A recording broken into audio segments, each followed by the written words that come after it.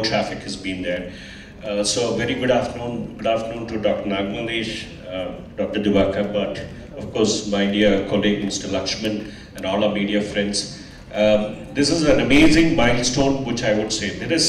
I would like to start with telling that there is no second chance when it comes to a heart. Okay, heart is something very, very dear. So here is something, a miracle which I would say, which happened for the first time in Karnataka and at least for the second time which has happened in India. A retransplant of a heart. That is 3 times. The third time, 3 hearts. The second time also, a second chance is there for a person to relive his life. So that's something really amazing. Only a gifted person like our young engineer who's 32 years old have really got the second chance in life. Thanks to the expertise of Dr. Nagmalesh, who's the lead consultant and also the director for heart failure and the transplant program. He is a person behind it who has envisaged the heart transplant program in Aster, and today it is it's a major center, the big center for heart transplant, not only at Aster CMI and Aster RV, and also we are looking at the 3rd hospital which is there at Aster Whitefield. So all the surgeons put together, it's an entire teamwork. It cannot be, but for Dr. Ganesh Krishnan Iyer as well as Dr. Divakar Bhatt and his colleagues who have actually put a lot of effort. It is just not easy to just say it's a retransplant. Transplant without much event, and he was doing well for a very long time, almost like 8 years. So the power of force behind him is his wife and his father. They really helped. Even he was just 24 years when he did first transplant, and she was also I think 24 years. So she took a lot of interest to, even because she was not married that time. So I used to see her, she used to stay in the ward and take care of him, and a lot of commitment from her side. I'm telling you, she is one of the great lady who supported him like anything. So that is a journey they both started, and post-transplant they were very regular. So, but unfortunately, after 8 years of transplant, his heart started failing because of the disease of the.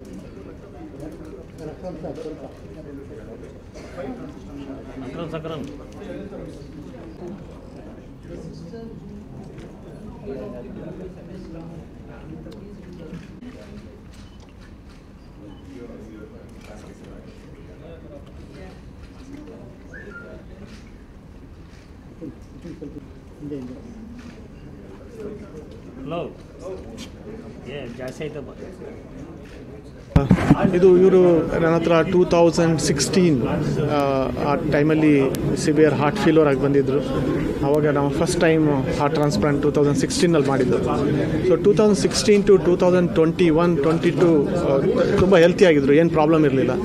So 22ಅಲ್ಲಿ ಒಂದ್ಸಲ Covid ಆಯಿತು. Covid ಆದಮೇಲೆ I am not relating to that, but Covid ಆದಮೇಲೆ is problem started.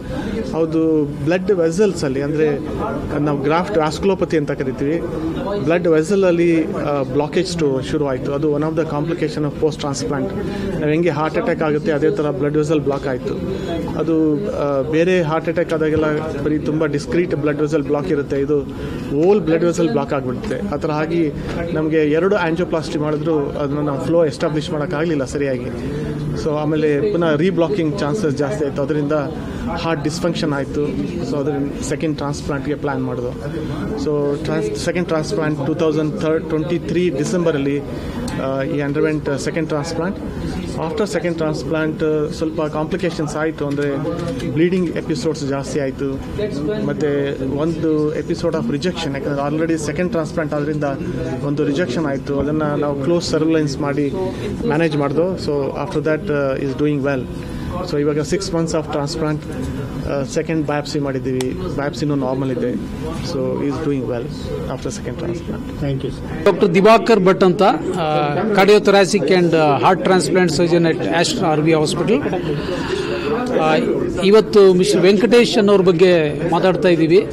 ಅವರು heart transplant ಪರ್ಸನ್ನು. ಇವರಿಗೆ 8 ವರ್ಷದಿಂದ heart transplant ಆಗಿತ್ತು. When he was 32 years, just 32 years ಇದ್ದಾಗ ಆಗಿತ್ತು.